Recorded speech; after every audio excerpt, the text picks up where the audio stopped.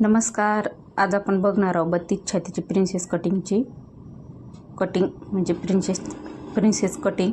तर बघा इथं आपण आहे ना 13ची उंची घेणार आहोत, म्हणजे 12चीच आहे पण मग 13ची घेणार आहोत. अर्धा इंच मार्जिनसाठी आणि 5.5 इंचचं शोल्डर, 6 इंचचा मुंडा आणि छातीचा चौथा भाग 8 इंचाचा निघतो. 32 छातीचा चौथा भाग 8 इंचाचा प्लस 2 इंच वाढवून 10 इंच आणि त्याच्यानंतर 7.5 प्लस 2 9.5 इंच.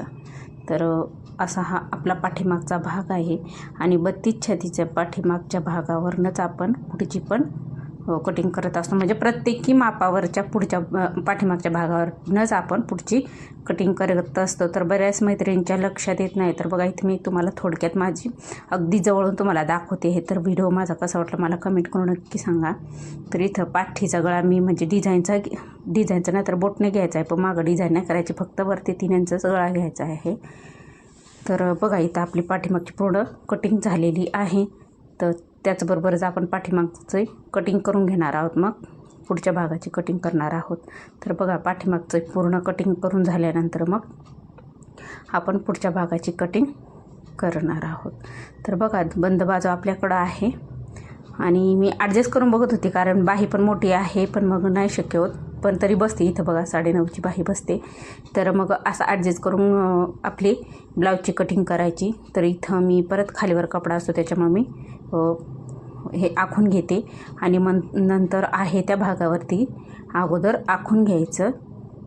जो पाठीमागचा भाग आहे त्या भागावरती आखून घ्यायचं. मी प्रत्येकी ब्लाऊजची कटिंग मी अशाच पद्धतीने करते आणि स्टिचिंग पण त्याच पद्धतीने करते.